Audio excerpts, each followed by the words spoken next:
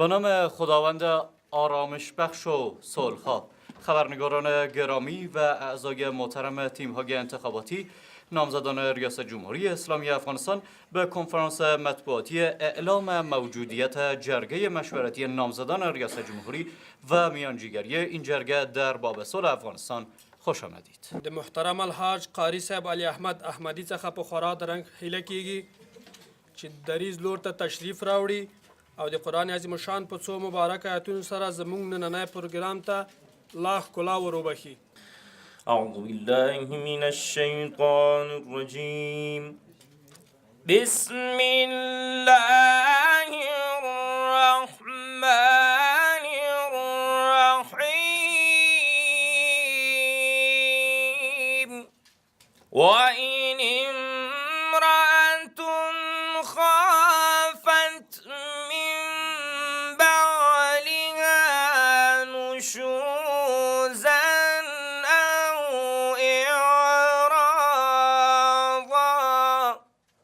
اللهم افتح لنا بالخير واختم لنا بالخير واجعل عواقب أمور المؤمنين والحاضرين والغائبين وأمور مملكتنا خيرا برحمتك يا أرحم الراحمين.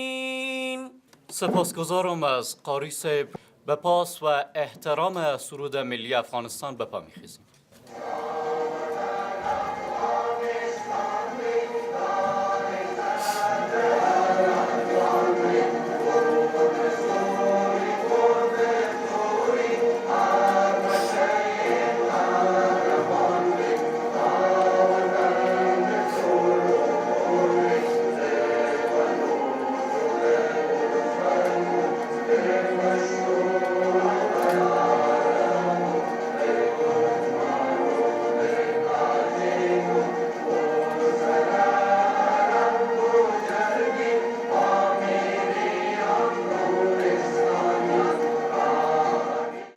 اعلامیه رسمی این جرگه به 3 زبان فارسی، پشتو و انگلیسی به خوانش گرفته می شود و بعد از خواندن اعلامیه کنفرانس مطبوعاتی شروع می شود و خبرنگاران فرصت دارند تا از هر نامزد ریاست جمهوری محترم پرسش‌های خود داشته باشند. از آقای شریف ترخیل دعوت می کنم تا اعلامیه این جرگه را به زبان پشتو به خوانش بگیرند. د ښاغلو نوماندانو په اجازه بسم الله الرحمن الرحیم و امرهم شورا بینهم رسنيزخبرليک او د شتون خبرتيا د افغانستان د ولسمشرۍ نوماندانو مشورتي جرګه او د سولې په اړه منځګړیتوب مونږ هر یو عنایت الله حفیظ، ډاکټر غلام فاروق نجرابي، ډاکټر فرامرز تمنا، محمد ابراهیم الکوزی، محمد حکیم تورسان، انجینر محمد شعاب حکیمی او نور رحمان لیوال د 1498 کال د ولسمشرۍ نوماندان د لوی څښتن په مرسته او مالتیا د یو سوکاله پرمختللي په ځان بسیا افغانستان لپاره سره راټول شوي یو. د افغانستان د ولسمشرۍ نوماندانو مشورتي جرګه مو رامنځته کړې ده. یوه له ډېرو اړینو موخو د دې جرګې د افغانستان لپاره مرسته او اړینې چارې ترسره کول دي تر څو سولې بهیر ګړندی شي. په دې هکله د جرګې غړي په لاندې ډول ټینګار کوي. لومړی، مشورتي جرګه سوله د افغانستان د خلکو یو سپېڅلې هیله بولي او افغان ملت حق لري د نړۍ د نورو ملتونو په شان په امن کې ژوند وکړي، پرمختګ او سوکالي ولري. دوهم، د سولې په اړه تر ننه چې د افغانستان حکومت ملګرو ملتونو، کورنیو او بهرنیو مؤسسو، ځینې اسلامي هیوادونو، د افغانستان نړیوالو ملګرو، په ځانګړي ډول د امریکا متحده ایالاتو هڅې کړي.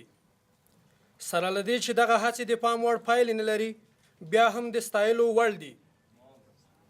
د مشورتي جرګې غړي په دې باور دي چې د تلپاتې سولې لپاره باید د سولې راوستلو په تګلارو او میکانیزم کې ژور بدلون راشي.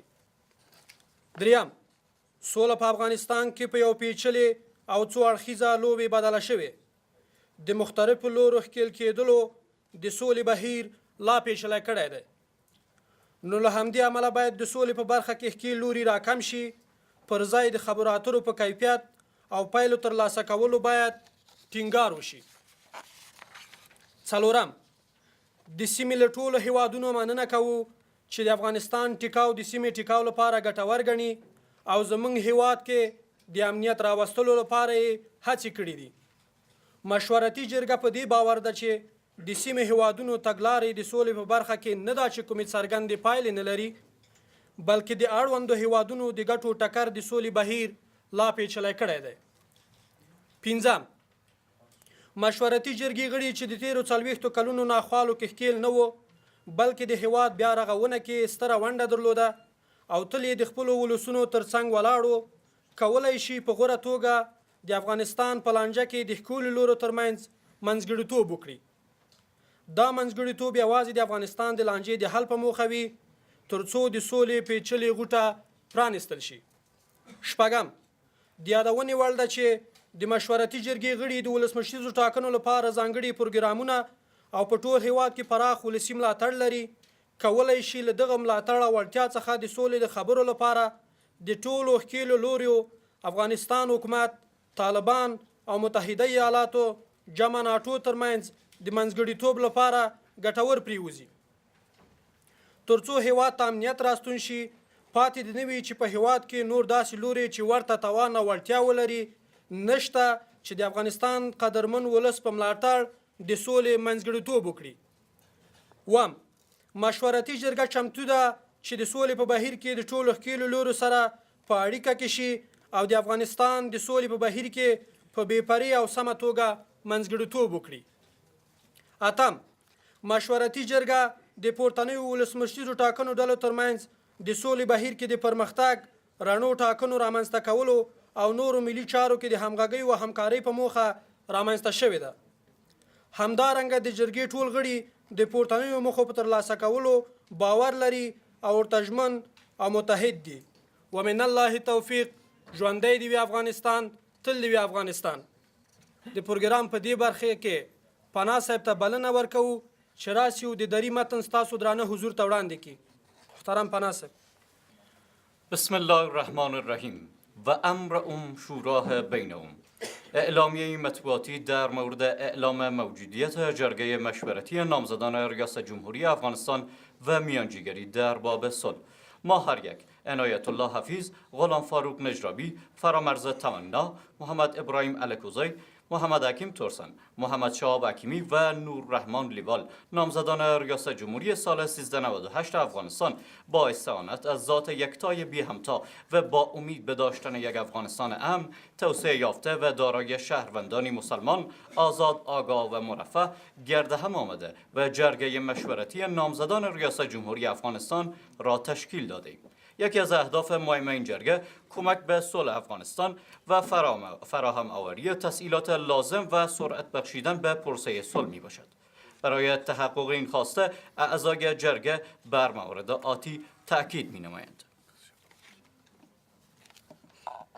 1. جرگه مشورتی صلح را آرمان مقدس مردم افغانستان می‌داند. مردم ستم دیده ما حق دارند و باید که همانند همه ملل جهان در آرامش زندگی کنند و پیشرفت و رفاه داشته باشند. 2. تلاش‌هایی که تاکنون در عرصه صلح توسط حکومت افغانستان، سازمان ملل متحد، برخی از کشورهای اسلامی، مؤسسات داخلی و خارجی و متحدین بین المللی افغانستان به خصوص ایالات متحده آمریکا انجام شده با آنکه نتیجه مطلوبی نداشته قابل تقدیر است. باور جرگه مشورتی این است که برای دستیابی به صلح واقعی باید در مکانیزم و چگونگی اجرای آن به گونه جدی تغییر بیاید.